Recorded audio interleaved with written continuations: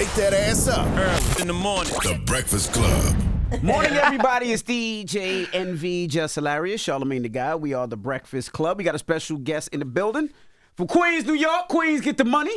And he got a lot of it. He got a lot of it, ladies and gentlemen. Sure did. Telfar Clemens, like welcome, brother.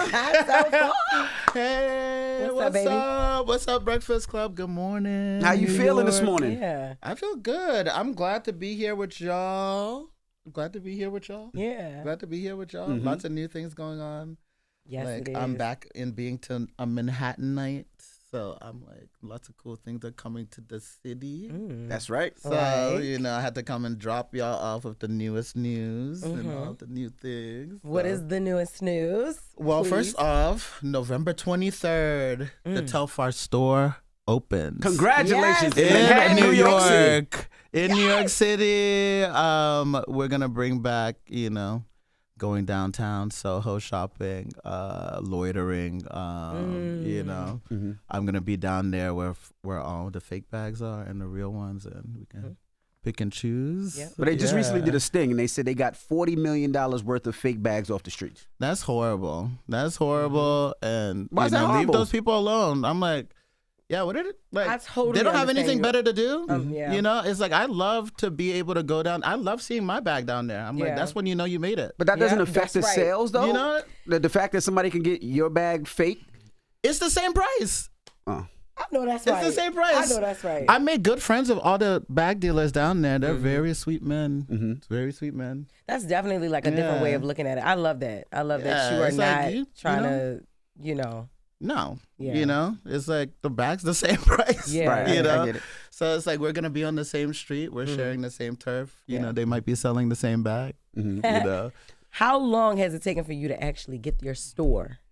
You've been talking about it for a This is- while. Yeah, I dropped the news actually here 2 years ago. When I said it, my team started like scrambling to try to do it, and we were like, wait, if we're gonna do it, we need to really do it. It shouldn't be a pop up.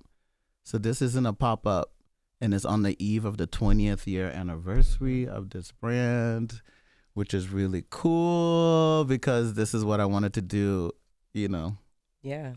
the whole time, because this is the type of brand that is 360 that you need to kind of experience everything together in one place. You know, it's tying back to the TV station that we have, Telfar TV. Ooh. So a lot of the, you know, like people that come to the store will get a chance to be a part of that TV process, and that's where all the new runway shows are gonna be. And Hey. yeah, it's just like, you know, like the clothes like are made for a certain type of person, and like the stores that exist, you know, that person isn't really like, you know, catered to. You're not able, you know, so I'm a unisex brand. There's not that section in, Right. you know, any store. So I have to do it myself. And I think it's going to be a really interesting experience that people are going to be able to take part in. So. Well, you have enough product, right? Because that's one thing people always say, that when they try to buy your bags or your stuff is sold out. They're sold out. So if you have They're a sold store out. with only one bag in it because it's sold out, how are you going to fix that problem? But I that's why he think- don't knock the people on Canal Street. That's why he don't knock Right, the exactly. He like, You just 'cause go when back I- down there. You That's say, right. They might have it before, you know, we're good friends now. So, Right. you know, the real ones are out there. But I mean, like, there's no more, like, you don't have to wait for the drops. Like when you go to the store, you can basically get any bag, any size, any color, Ooh. and even bags that you haven't even seen yet will be there. And then also too, the main thing is like, you know, really getting to experience the clothing. So there's one section that's for clothing, one section that's for bags, and then one section that's for TV. So, and all those things will, you know, be what you Coincide. can Yeah. experience. But does that make you nervous, though? Because one of the things about Telfar were people love the bags, they love the clothes, but some of the mystique was trying to get it, right? Because Right. you know it's sold out. You got to get the drop before the drop day. Yeah. Like that was part of the mystique of getting it. Kind of like with sneakers, right? You want to win it on that app. Yeah, But if yeah, everybody yeah. gets it, it's like, I don't want it. So how does that affect business? Well, I think that's not what we were trying to do in the first Oh, place. you You know, like, Mm-hmm. yeah, that's just a beautiful thing that happened, and it helped to like, because that's when I took the business basically like independent. You know, like we weren't like trying to sell to stores. This was kind of during COVID. and it really it was like the most beautiful thing, because that's when I realized that, you know, the brand was bigger than what, you know, like a store could project how much to buy, or like, you know, the industry could predict how much you can sell in a season. You know, it was like bigger than that. So it was reassurance of this next process that, you know, should happen. Now, for people that don't know, you were here a couple of years, 2-3 years ago, and you talked about this, but I want for people that's just listening now, because some people might have just heard about you in the last 2 years, right? Latecomers.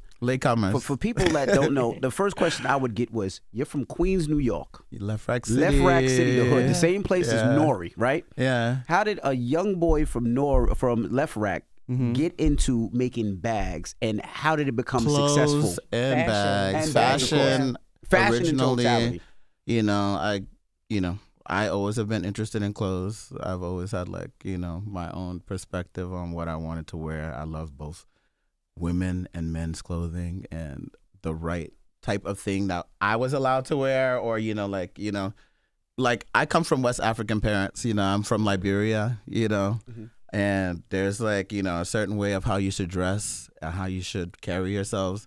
And I completely, like, was not with that shit. So it's like I wanted to be me, like, literally, like, actively tried not to go to any school that had uniforms or anything like that, because that's the way I express myself. You know what I mean?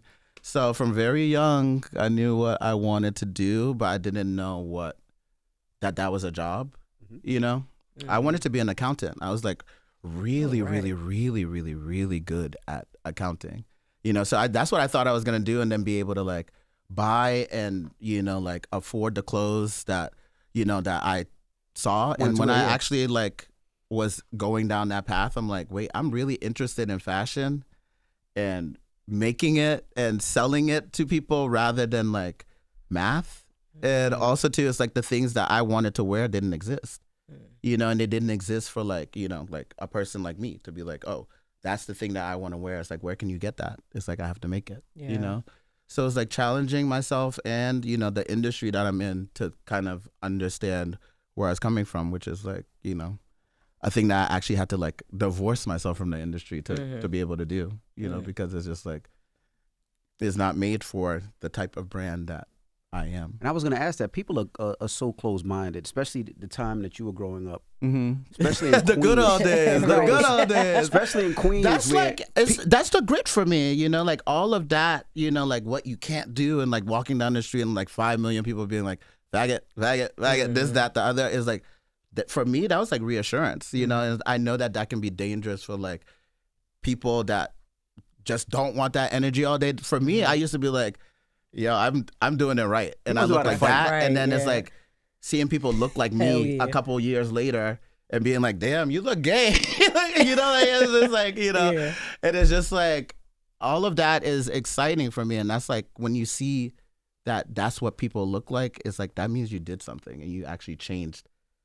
You know, you actually did something. You must know how to fight. You know how to fight? I got a lot of brothers. Okay. That's because I can talk a lot of shit. Okay, that's what I was thinking. Because coming out of Left Rack, down that elevator where he seen Timbs and Carhartts and all that, and you wearing whatever you want to wear. I know, I was like, they probably had jokes. I'm like, you must know how to fight. I had a lot of brothers that could.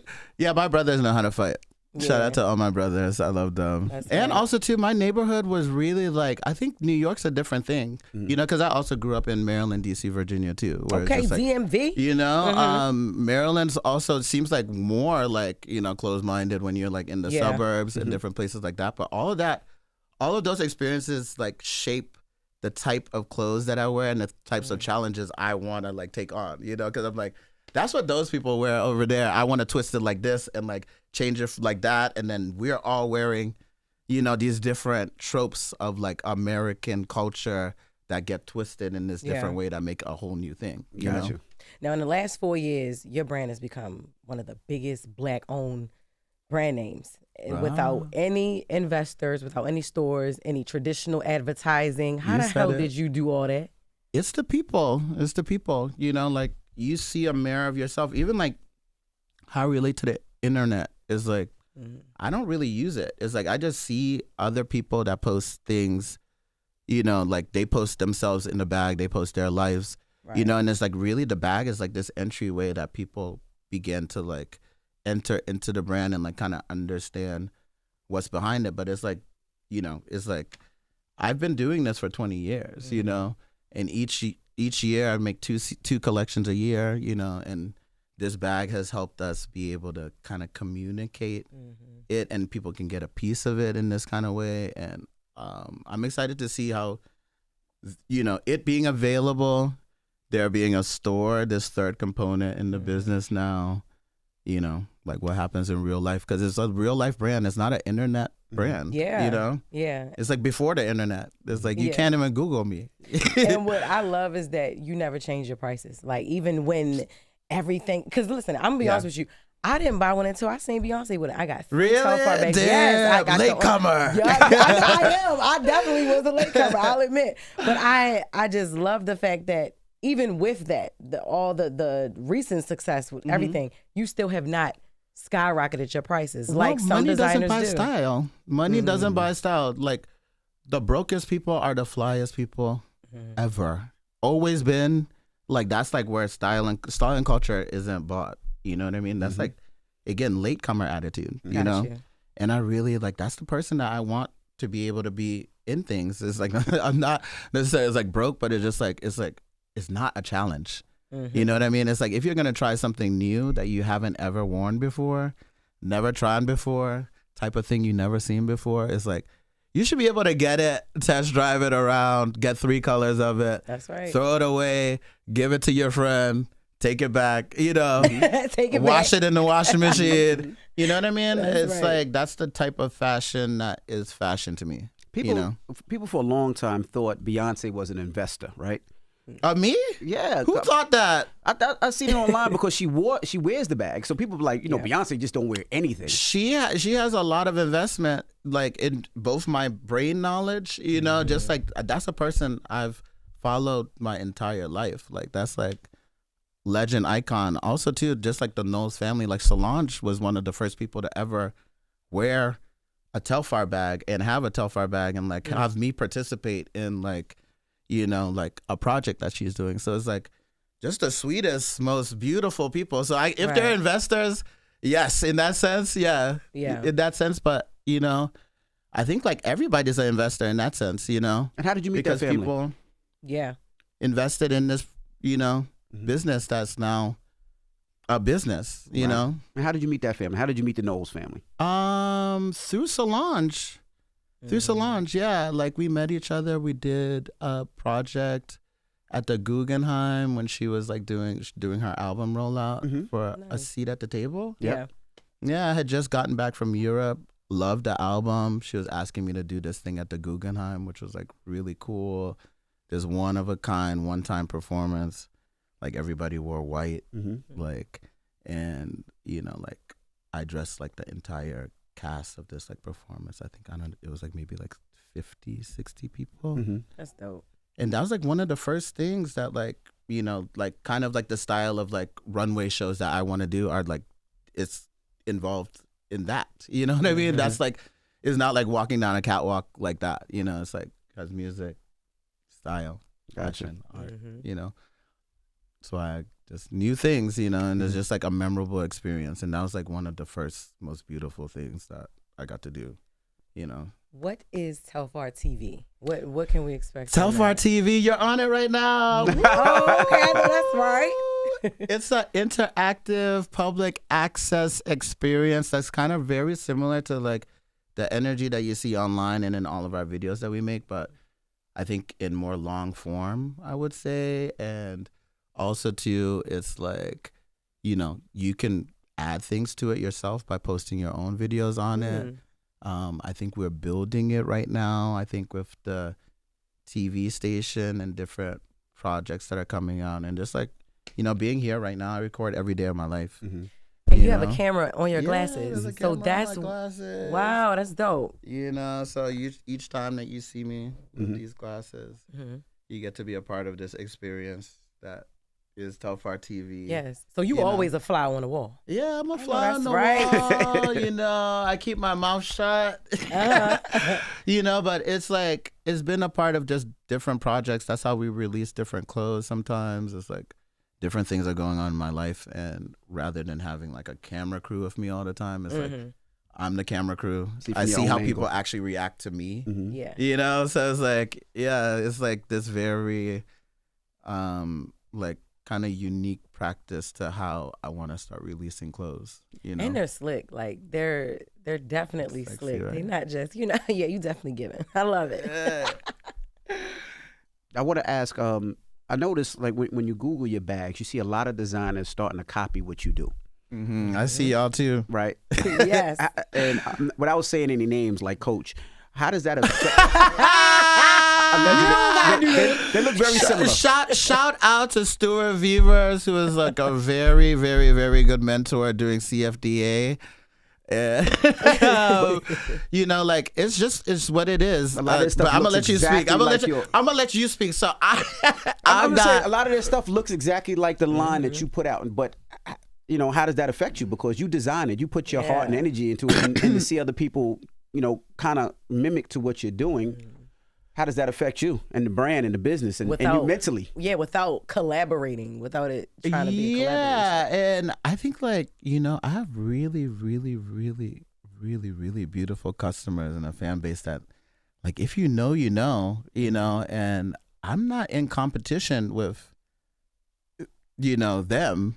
You know, I started doing this thing kind of like as like when I made that bag, it was based off of the Bloomingdale shopping bag.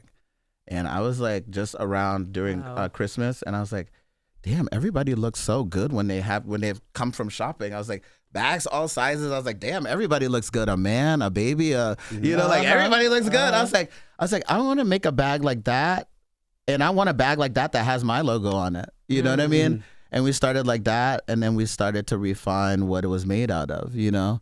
And we were like, you know, like maybe it should be made out of something that's not, it's like, I'm not like this type of person that's like, it needs to be this material and this material. I'm like, it's more like, is it useful? Like, do you look good? You know what I mean? And like what it is, it can be categorized in all different kinds of ways. So it's like, you know, like we decided to call it a vegan leather bag. That was just like this joke on people that like, you know, esteem vegan. That's still like, you know, it's like, I eat meat. You know what I mean? But it is vegan because it's not leather. You know what I mean? So it's like when we did that and just like all these different takes on things that, you know, on the industry standard of what is desirable and what is, you know, what is fashion. You know what I mean? Was like, it was really a take on that. And having that be like actually like, you know, the mascot and the vehicle that got me to the place that I am, I'm like thankful for that because everybody can take place in that. Just like it's like this New York thing that just became global. You know what I mean? But we make a lot of different bags now. Yes. You know what I mean? Bring one?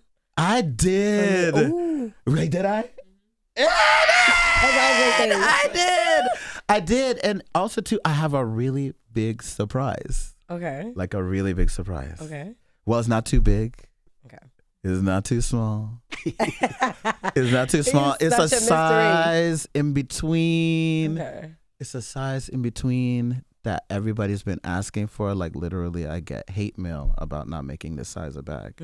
So this is going to be available only at the store and only with you guys. I love it. Today. I love it. And also too, I brought you guys the new gear from the store. That's what I'm talking Oh about. my Yes.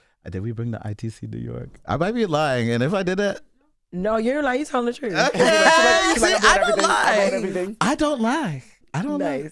I don't lie. Now, I want to ask, is there more pressure for black designers? Like, I look at some of the black designers, and when they put out clothes, I feel like they get crucified a whole lot more. Like, I know one of the designers, Kirby, he was MIA for a couple of months. People were criticizing him. Oh, Kirby, I hope you're well. You know, so is it more, do you get criticized more? Do you feel like they criticize black designers more than white designers or other designers, I should say?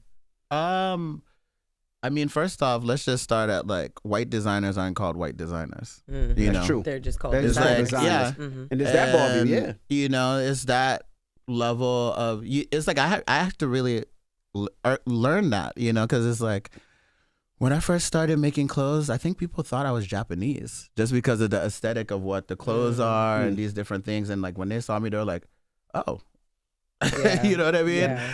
And it's like, and I had to just like really, that's like within the other person and within like our own community too, of like what you're supposed to look like. And I'm like, I love being able to challenge what that is, you know, and also to everybody being able to accept that as not just like a Black thing, but just like a thing on fashion. It's like when I travel all over the world, I take little bits and pieces of these things and it starts to come back to these things. But then again, I'm like in left rack and I'm like, oh, and I know what this is and I know what that is. And on that person, it becomes this whole new world of like what it can be. You know what I mean? And yeah, it's like, I think getting it first and having it hard is like part of fashion. It's like, if you actually believe in it, it's like, take the hard road. It's like, if you actually want to look like that and you are that girl or that person, like, do that. You know what I mean? It's like again, like I said, like I will walk down the street and people will be like, you know, that's when you actually know you might be doing something right. And if you actually just look like that, it's like, I'm not changing my clothes every day. I didn't change my clothes every day, you know, like back in the day. And like, I ride a bike everywhere, but it's like, I really respect the person that is like, you know, I wore this morning. I took the train, came home, went to this thing. It's like, you're actually that person. You're not putting on a costume like Instagram or something like that. You know, you make enough money now where you don't got to take the train everywhere now. You know, the trains well, can I be a haven't little taken the dangerous train in sometimes. a very long time, and you I should take don't the train. even think I took the train back in the day like that. Okay, all because I right. ride a bike everywhere. Like I said, I'll ride a bike Queens, Brooklyn, Manhattan, all in one day. You know, and handle all my business from all year round. So it's like I've never been like. It's like whenever I get on the train, it doesn't come. That's how you know I'm actually from Left Rack City. If you know about that, it's like when you get on the train and it doesn't come and you have to get back out. And yeah, it's yeah. So it's like, you know. Yeah, the fashion, when you first broke into the industry, you did it independently, right? Mm-hmm. Did any of the fashion houses try to box you out? Because the way that you move was totally different from anywhere else. I think, you know, I just had, like, I like what I do, you know. It's like I've gotten offers from everybody, gotten offers from everybody, you know. And it was around a specific time, around like 2020, when people wanted a Black face to be a mascot for a brand that's not Black owned, you know, to be acceptable for the time being. You see 2024, things are shifting back. It's like I enjoy what I do. I have the freedom to do what I want to do, say what I want to say, you know, which is really important. Have the freedom to choose, you know, like when I put out a collection, how I put it out, and with who, you know. And I couldn't imagine being able to do that in the system. It's like I said, I had to actively choose to leave the fashion industry because I'm like, it's not what this brand's about, you know. Why didn't you sell? Like, because I mean, I'm sure they were offering a lot of money. A kid from No, they weren't. okay, maybe not. No, So they were it's like the lowballing you. deal that most designers get. It's like you make a like small amount of whatever your business is. What was the first offer they sent you, if you remember? They who? I'm like, you know, first it's like kind of like, you know, people want to produce a collection, which I would love to produce, you know, and making that sacrifice to be able to do runway shows and fashion weeks and all these things. But do you get to sell those clothes? No. You know, like, do you actually sell those clothes?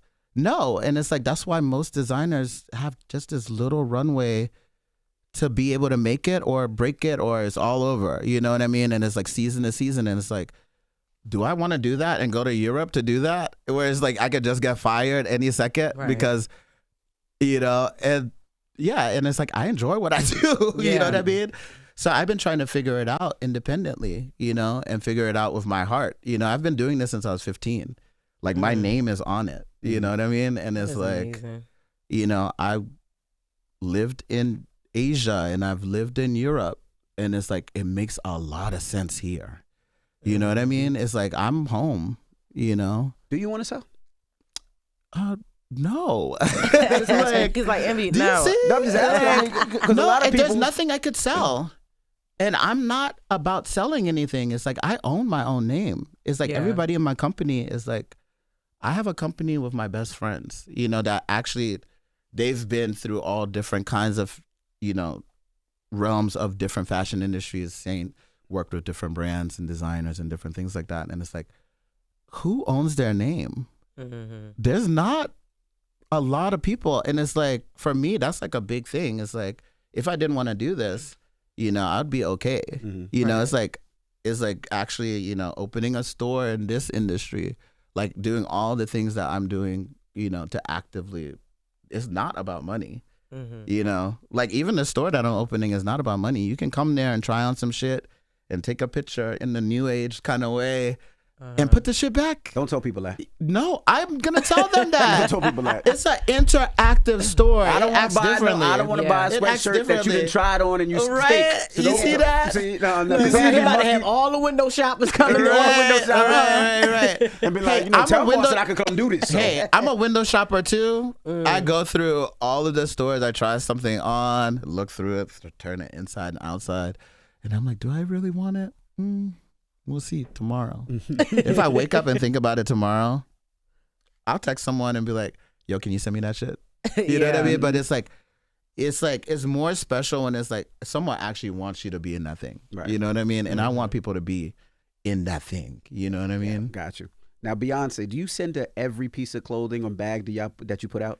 Beyonce? I heard she just she does it herself. She orders online? She's the queen. I don't know. I haven't even ordered online. I think she hits someone up and she has good people working for her. So, I can't, she works in mysterious ways. I'm like, that's right. Yeah, I didn't even know we did that, Do you still get giddy and excited anytime you see her wearing a bag?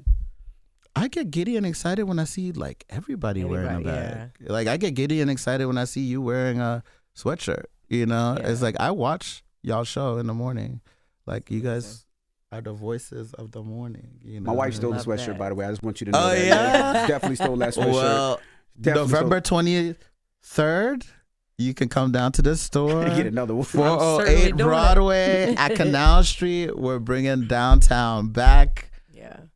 We can loiter. You can try some shit on. Absolutely love him. Oh wait, the gift. Okay. Yes. As Telfar starts bringing in the gifts. My beautiful sister William. Hi. Coming bearing.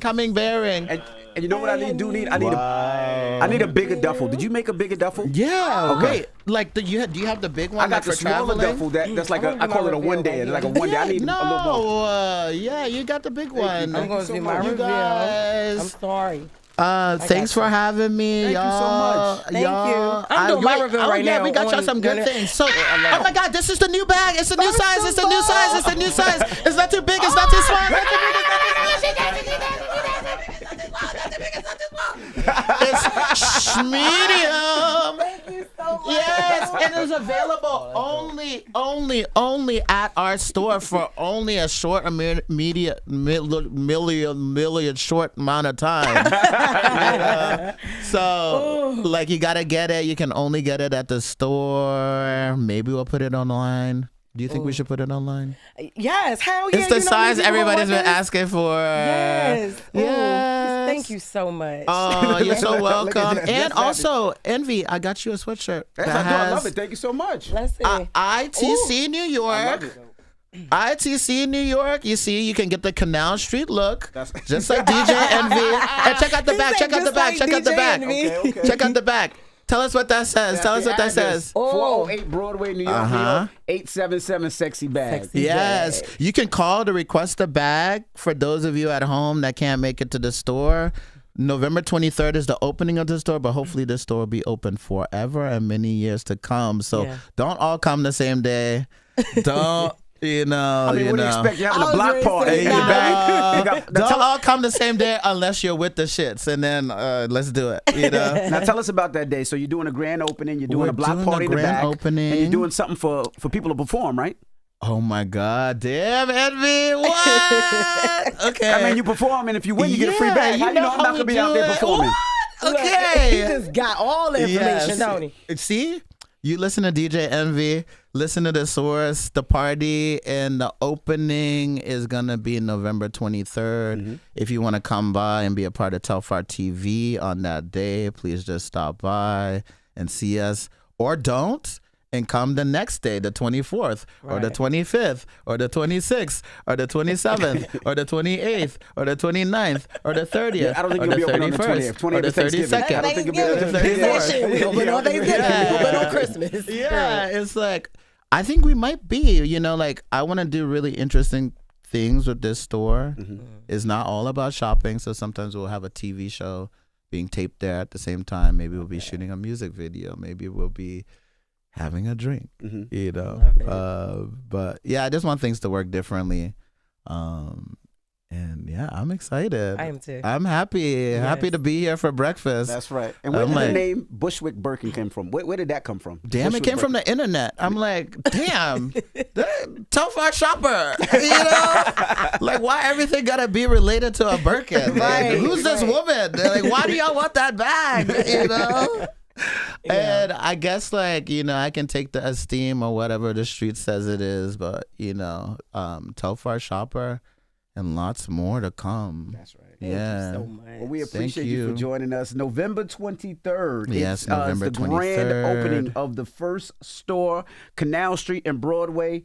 And make sure you head out there. There's going to be all types of things given away. There's going to be a lot of fun. There's going to be performances. And go out there and make sure you support and purchase somebody. Your fans and your supporters, they don't play about you. And I don't play about y'all either. I don't play about y'all either. This is your store. Please come and bless it. Treat us well. Let's let the city be what it used to be. Well, it's Telfar Clemens. We appreciate all the gifts and everything. Yeah, Thank you so much. She gonna have that on tomorrow. Yeah. Jess with the Schmedium. Jess with the Schmedium. It's Telfar. It's the Breakfast Club. Good morning. Wake that ass up. Early in the morning. The Breakfast Club.